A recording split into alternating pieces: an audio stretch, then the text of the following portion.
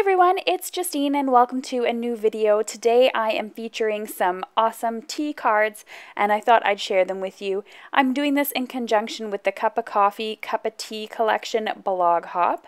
Now these here are from Spellbinders, and to celebrate this release, Spellbinders is giving away a $50 gift certificate to one blog reader that's going to be selected from the comments across all of the blogs in the hop. So be sure to head over to my blog after you finish watching the video so that you're able to enter to win the prize. Now let me know in the comments below on the video if you're a coffee or a tea drinker. I personally am a tea drinker. I can't really stand coffee at all, so that's why I chose my cards to be tea themed today.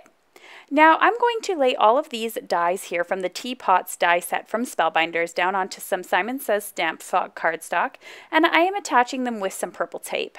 I'm using a little bit more purple tape than I would normally use, and the reason why is because I want these to stay in place so I can lift them up when I'm finished die cutting and put them onto a new piece of cardstock and die cut them again. So I need them to stay in the exact same spot. So that's why I'm using a little bit more tape than I would normally use. I'm doing all my die cutting today using the Spellbinders Platinum 6 die cutting machine, which I love the tight fit of it. It's really great for die cutting and got all of those details of each of these teapots in there without having to use a shim or anything. It's got a really nice tight grip. So I'm just removing these carefully, and I'm trying to avoid ripping off the purple tape because I'm going to be die cutting the exact same thing onto a piece of cotton candy cardstock. So I'm going to punch out all of these dies that have been die cut out. And I'm going to lay my fog cardstock directly on top of the cotton candy cardstock. I'm then going to take my die cuts that are all taped together, and those fit really nicely now inside each other. Now you could also add a piece of purple tape to hold both pieces of cardstock together if you wish. Now by doing this, I'm going to get two cards in the end and two different colors, and I'm going to interchange the pieces in them. You can see that having one piece of cardstock on top of the other had no influence whatsoever on how well these dies die cut. They're super easy to get out. So I went ahead and I finished the background, just filling in some of those gaps there, and now I have this piece of a negative space of the cardstock that I die cut from.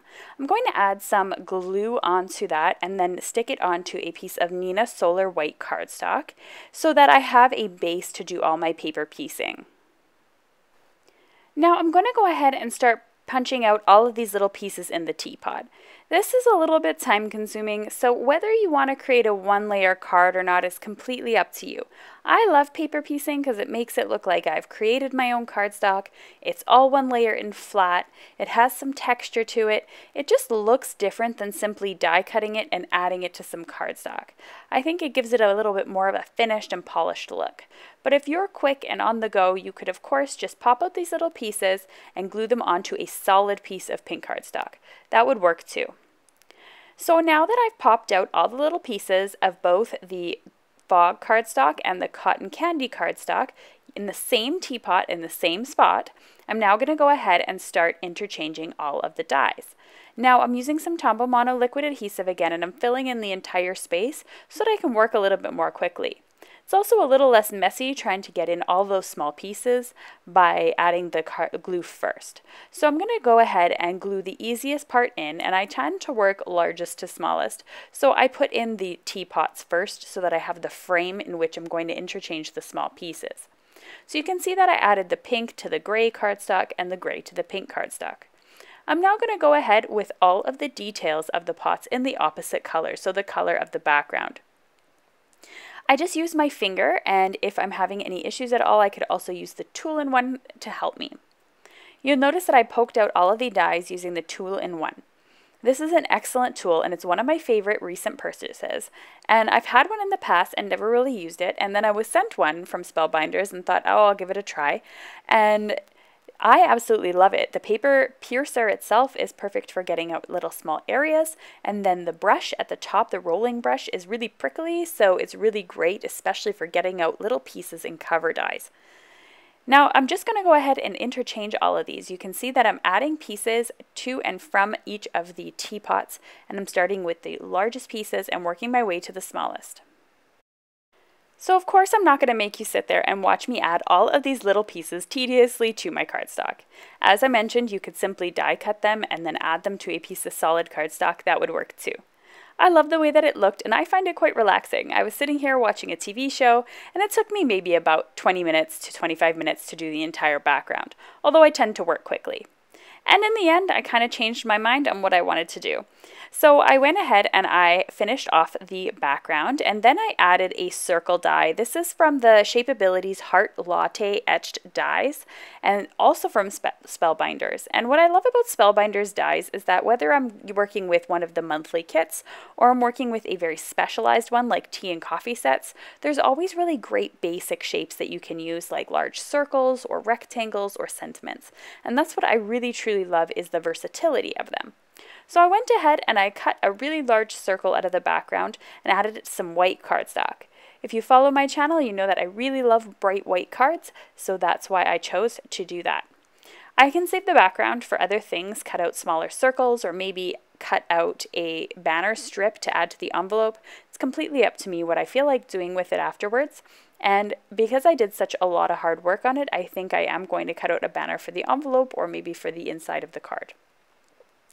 Next up, I'm going to stamp a stamp here from Catherine Pooler Designs, and this one is called Cup of Tea. It was available in the Stamp of Approval kit and is not yet for sale individually, but it will be in the future. And I love the sentiment, a cup of tea solves everything. I stamped that in some Twilight ink, and which matched perfectly with the fog cardstock actually, and I added that and cut it down to a rectangle shape. When eventually this goes live individually, this stamp set, I will link to it in the video description below, so if you're watching it at a later date, then be sure to check out the supply list if you're interested in that set. To finish up the cards, I went ahead and added each one of these card panels onto a card base of the matching cardstock.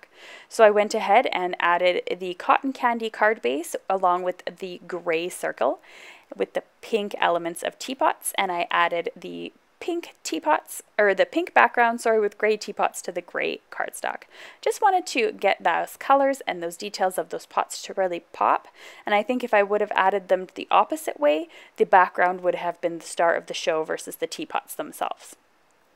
I did think that these cards were looking a little bit empty, so I went ahead and I die cut this really fun spoon from the Heart Latte etched dies, and this is also the same set that I got the circle from, to cut the background, and I added one of the spoons again in the color of the cardstock onto the card itself, and I think that just added a really fun touch.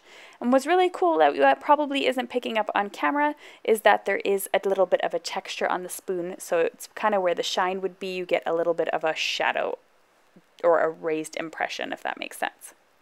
So I hope you enjoyed these two cards of paper piecing. Have you ever tried it before? Do you find it tedious and stressful or relaxing like I do? I'm curious to know. Be sure to check out the blog hop. I have the link below in the video description. I also have a video in the suggested videos box here, or you can subscribe to my channel if you're interested. I hope everyone's having a good week, and don't forget to check back all month because I have 34 videos coming out in the next 44 days. Thanks so much for watching. Bye now.